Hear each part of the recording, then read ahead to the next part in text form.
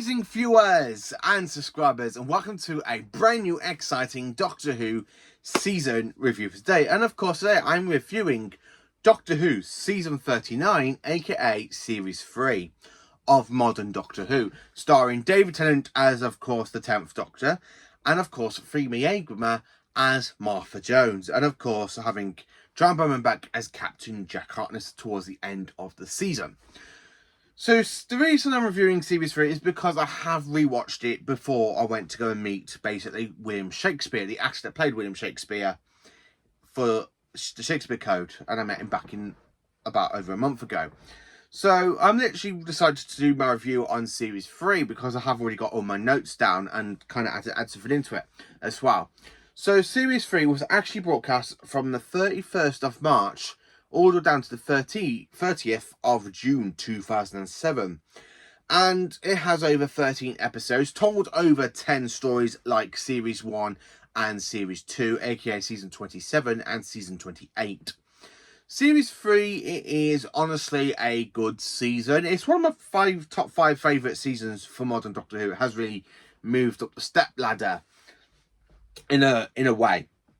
Because I'm not too fond of the David Tennant era, you know, with the whole romantic stuff going on between Ten and Rose, the way Ten treats Martha as a rebound, and I just prefer him and Donna, because adding Catherine Tate and David Tennant together is pure chemistry between the two of them and the Doctor and Donna. Absolutely brilliant. Series 3, it does start off on a little bit of a slow heap, and then it really does build up and build up and build up, and then it does get better at the later half of the season. So there's also one thing I want to say about this season. I actually have a friend named Mark Venables who actually starred in an episode of Doctor Who, and that was of course the very first season opener of series 3, aka Smith and Jones. He played a hospital patient. Unfortunately, some of Mark's scenes was cut in the broadcast version, but he has got some great memories of being there when it was filming in mid-August of 2006 in the boiling hot weather. I actually loved listening to his story, the way he told me about how he was there while they were filming this episode. And I probably will get Mark on a video later this year, hopefully, and so he can tell you his experience with Doctor Who and the fact that he is an actor himself. Not a famous actor, but I think he will be there one day. He definitely is going to be building up there, Mark will be. Because he's absolutely a fantastic bloke. He really is. So, Series 3 contains over 13 episodes, told over 10 stories. And, of course, we do see quite a few returns in this series. So, return number 1, we see Captain Jack Harkness. Then, of course, we have 2 classic Doctor Who villains return. So, the first one was, of course, the Macra in Gridlock. So, of course, we do see the Macra back in this episode, and of course they're not the way they were in the Macra Terror, which I will talk about a bit later when we get to Gridlock. And of course we also have the return of the Master. Not one version of the Master, we see 2 incarnations of the Master, aka Derek Jacobi's incarnation of the Master, aka the War Master. And of course we do see the Saxon Master, played by John Sim. I absolutely love this. So let's talk about the episodes itself. So let's get into it. So the opening of the season is, of course, Smith and Jones. So the Doctor is investigating some strange goings on at a hospital and on Earth. And of course, while being there, there is a medical student named Martha Jones who's there trying to help organise a surprise party for her brother. And of course, you've got her mum and her dad basically arguing with each other over her dad's girlfriend basically, Evalicia, who is a bit, a bit of a tart, in one way I could say it. And then, of course, she ends up being taken to the moon by Dadu while they're trying to find a plasmaphore. And, of course, we do meet 2 scalps, aka slabs. They're doing the work for the plasmaphore to try and find her some blood. And, of course, she does assimilate Mr. Stoker's blood as well, which basically... And, of course, she does assimilate the Doctor's blood later on in the episode when the Doctor tricks her. And also, this is the debut of the blue suit for the 10th Doctor. I prefer the blue suit. If I could, I would actually cosplay the blue suit more than the brown suit variant of 10. Because I just think the blue suit looks so much better than the brown. I'll be honest with you, I do quite like it. David Tennant is really good in this series. He's so much better than Series 2. Because the one thing I can say about this series, David Tennant really does step up that step in Doctor Who for Series 3 than he was in Series 2, and I do quite enjoy it. This episode also, as I mentioned, we do see my friend Mark in the episode as well, as a hospital patient. As you can see, here he is basically looking a bit scared by being transported to the moon.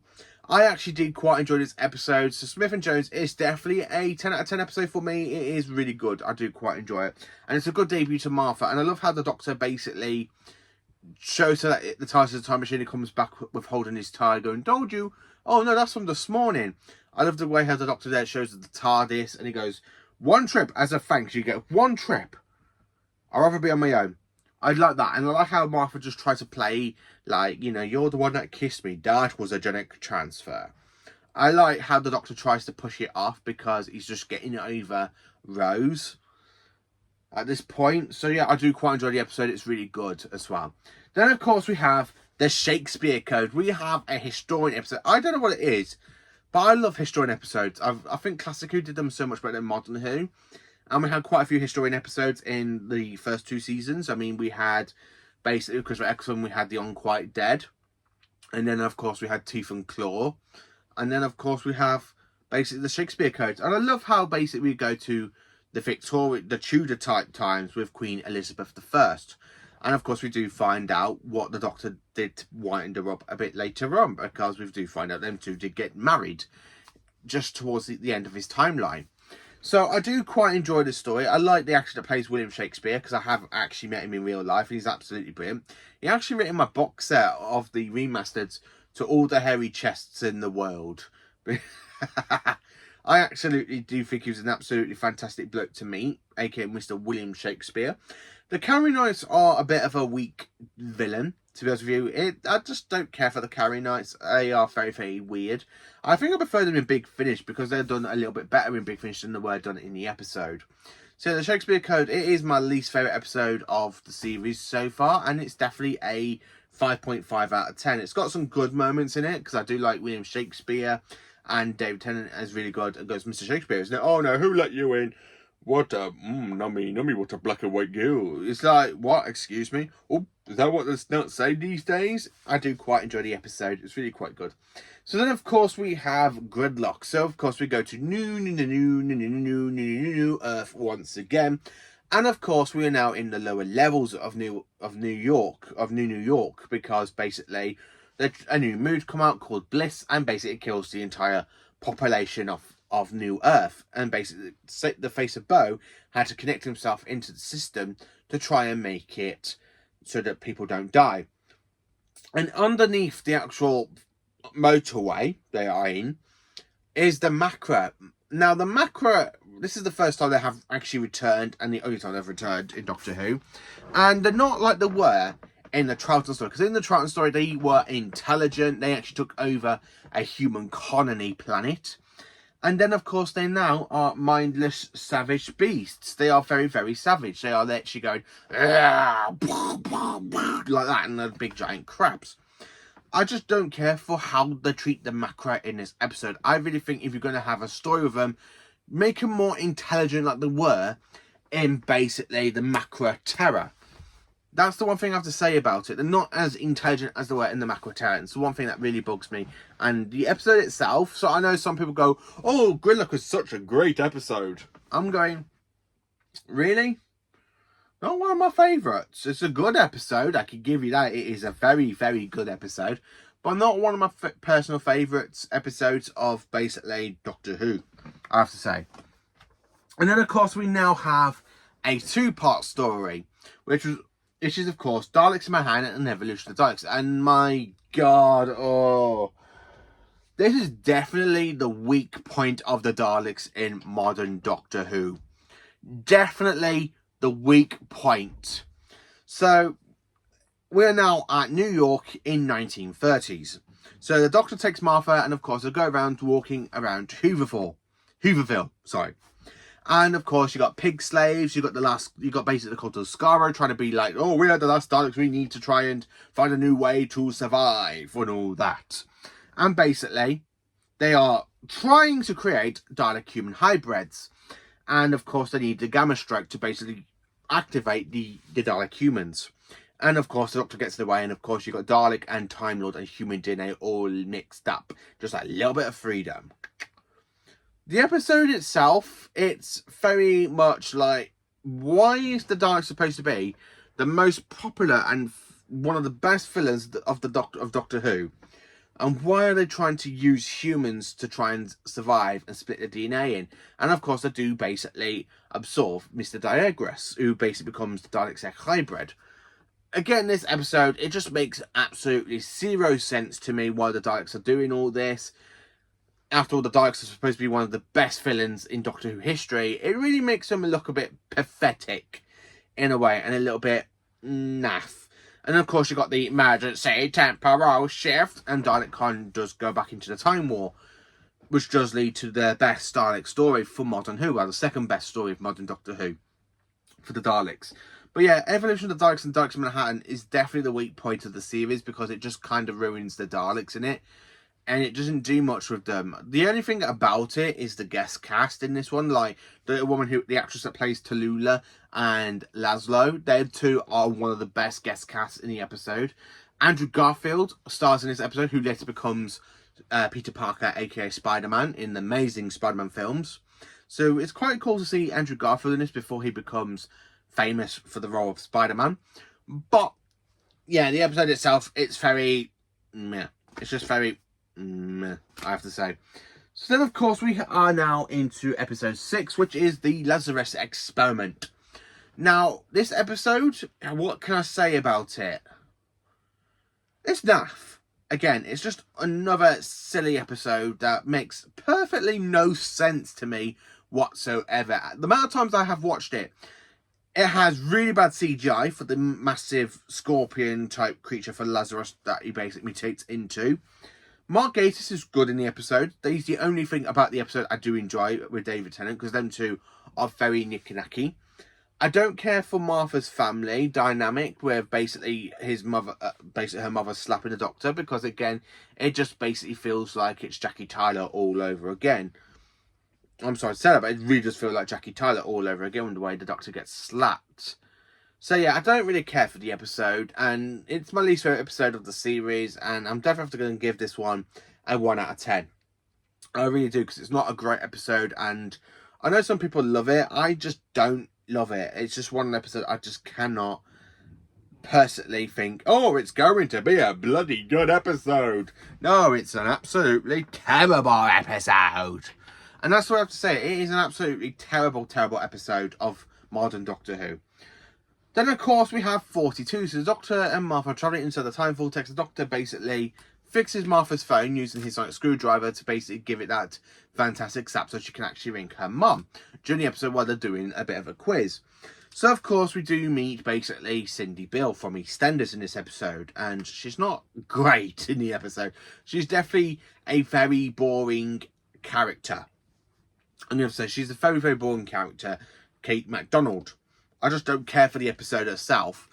The entity of the sun, where it literally jumps into people's bodies, the whole burn with me, is quite good. I love the fact how the Doctor literally realises it's alive, and it literally tries to possess the Doctor. Burn with me, Martha! That's actually quite a good bit. But the rest of the episode, it just feels naff once again. So yeah, so literally we have got a two-parter, the Lazarus Experiment, and then this episode, where they literally just feel like naff. The whole 4 episodes in this row really does just feel completely naff.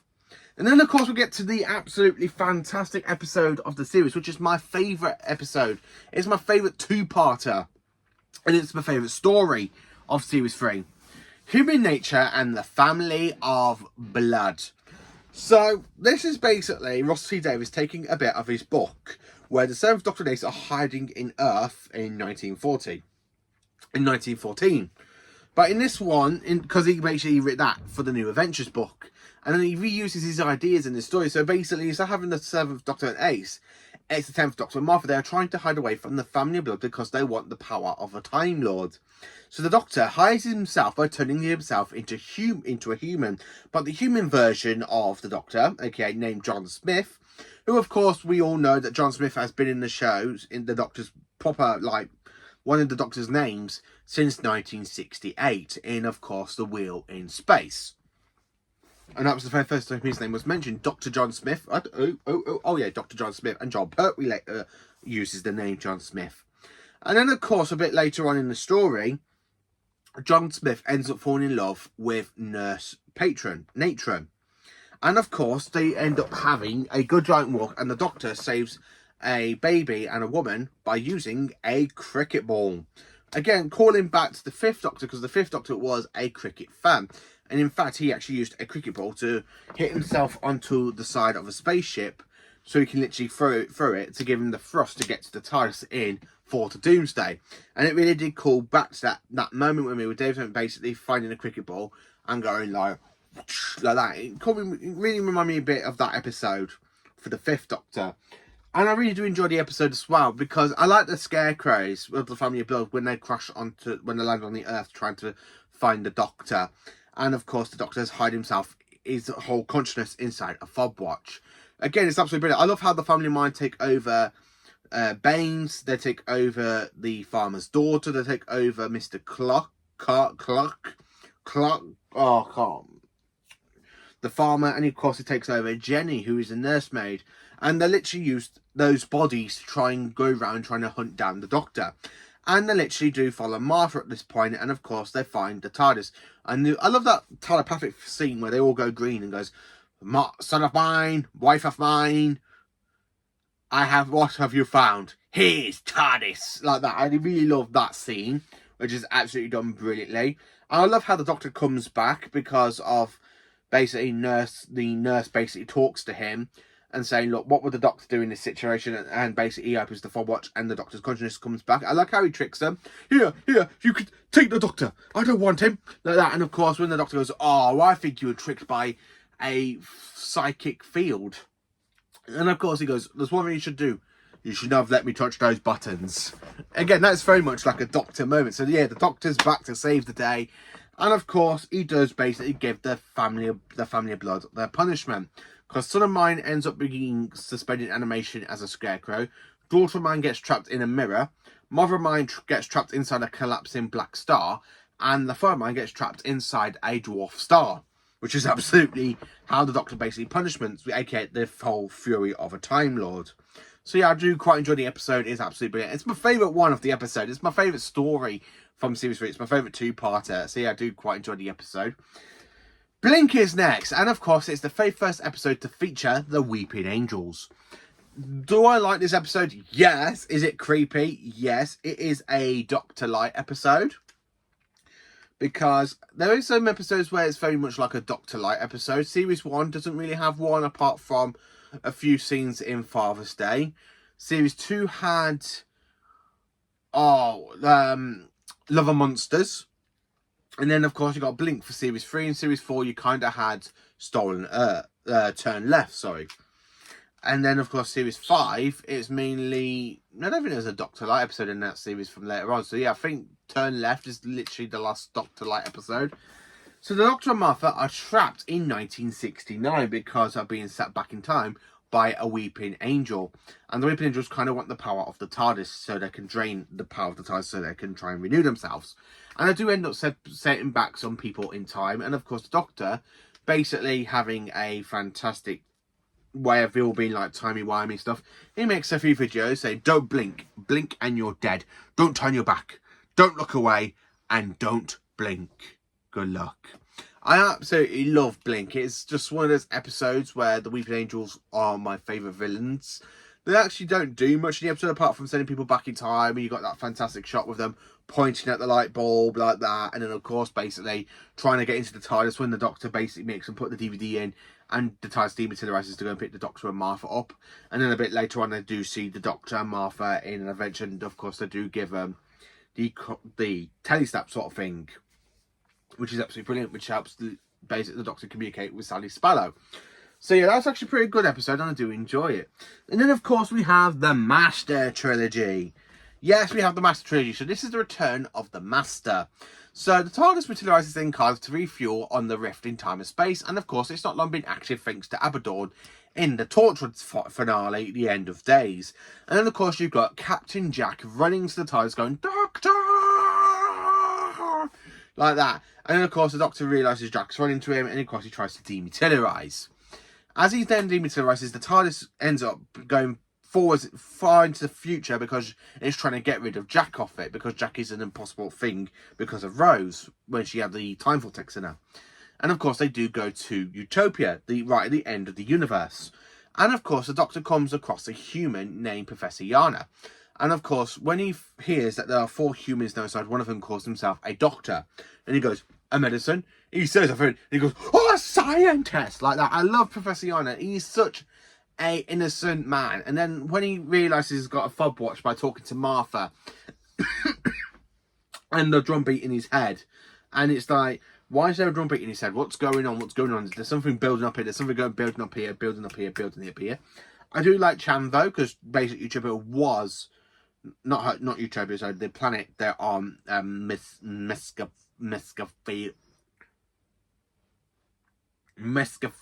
something like that. So yeah, anyway, the planet that was Chanthos is basically, she's the last of her kind, and the humans are there trying to help, but they are turning into the future kind, and the future kind are hunting them down, going, humans are coming, my feast. I do quite enjoy the episodes, and then when you literally got the fob watch opening, a bit like how the Doctor stole his time of consciousness inside the fob watch in 2 stories prior to this one. And I just like how it basically reveals, you've got the Master's laugh, you've got like the Roger Delgado's laugh, you've got Anthony Ainley's laugh, that and I really like the way he goes, regeneration, the drums, you human form, open your light and summon me. I absolutely love the way he goes, destroy him, and you will give your power to me. And it really gives me like a callback to the Daemons for John Pertwee, because it sounds like Roger Delgado's line from that story.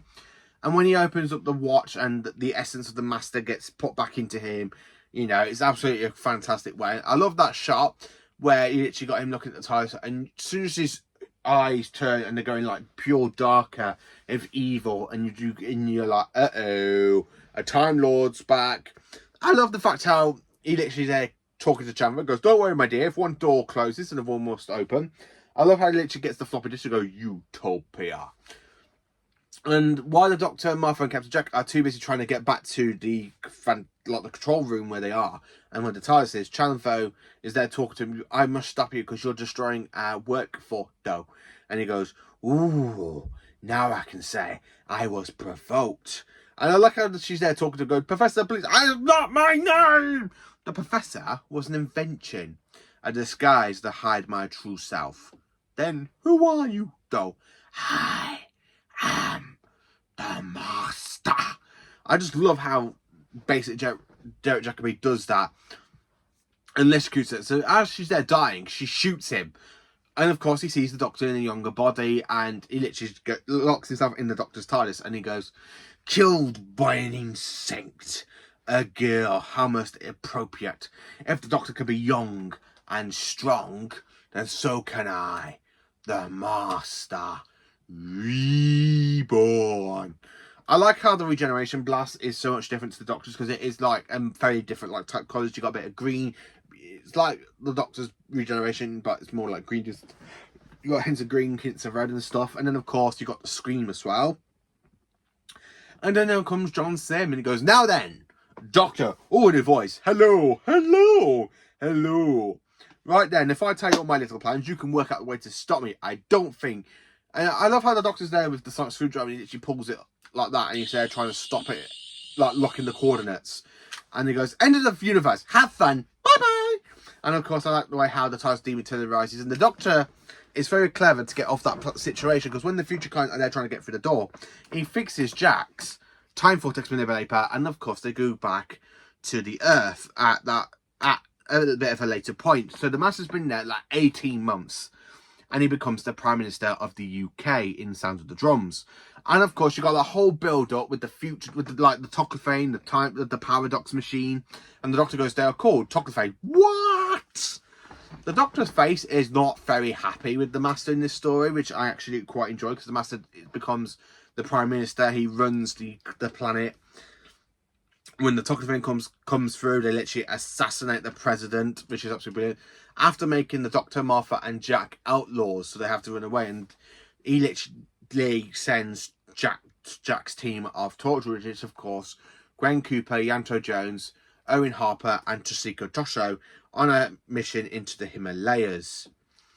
I like how basically they do try and do that and try and get tortured into it. And I like the bit with the Doctor showing, where Jack shows the Doctor basically he's working for Torchwood, and the Doctor's there not happy, goes, after everything Torchwood did, you're part of it. I love the fact how they do get into the Valiant and basically trying to get close to the Master, and the Master pulls out his sonic laser and he goes, Sonic laser, who will have Sonic? It's like Sonic's laser screwdriver, who will have Sonic? And he goes, oh, I could, if I had Professor Lasseter's technology. Oh, if only I had the Doctor's biological code. Wait a minute, I do. I got his hand. And if the Doctor turns himself younger, then what if I reverse it, let's say, another trillion years? I love how he basically makes the Doctor go, I love that. And of course, you've got the Doctor as an old man. And then, of course, the episode ends with Martha basically using Jack's time vortex paper to escape. And then, of course, the Doctor and Jack and Martha's family are prisoners to the Master. And then, of course, in Last Time Lords, it basically leads over 1 year later. And basically the whole planet is being ruled by the Master. And he's going to turn the planet into a warship. So basically it can go to war across the stars. I like how the Doctor does basically fix the situation, because he literally tells Jack to destroy the Paradox Machine. And he does shoot, because the Paradox Machine, if you all remember, is the Doctor's TARDIS. And the Master's downfall, he gets shot by his own wife, Lucy Saxon. And then, of course, the Master dies, the Doctor burns his body, but part of him survives inside his ring, which, of course, leads to his resurrection in the end of time. Which is not a good episode. Really not a good episode. And then, of course, after that, the Doctor and Martha do go their separate ways. Jack goes back to Torchwood, and the Doctor's on his own. And, of course, he bumps into the Titanic at the end of the episode. But there's a little bit of this that is very, very controversial, because during the events of the final moments of The Last of Time Lords and just before Voyage of the Damned, the 10th Doctor meets his 5th incarnation in Time Crash. And I am going to include Time Crash as it is part of the same kind of story, and it does build up to the whole bit with the Titanic. It's really a fun multi-Doctor story. I really do enjoy Time Crash. It is just a good story where both Doctors goes, what? Oh, brilliant. I mean, no offense, but Big Bang in the universe, but brilliant. I'm the Doctor. Who are you? Yes, you are. You are the Doctor. Yes, I am. I absolutely love that. And I love the actual shout out to the Linda lot. I absolutely love it. Peter Davison is absolutely brilliant as the Doctor. And I like how he goes, where are you? And the Doctor goes, where are you now? Nyssa, Tegan, Sarah, Mora, Terrorites, the Master. Oh, he's just showed up again. Oh, no. Really? Does he still have that rubbish beard? Well, no beard this time. But, well, he had a wife. Uh-oh, I seem to be off. But, thank you, Doctor. Thank you, Doctor. All my love to long ago. I absolutely love Time Crash. It is a good multi-Doctor story. So, Series 3.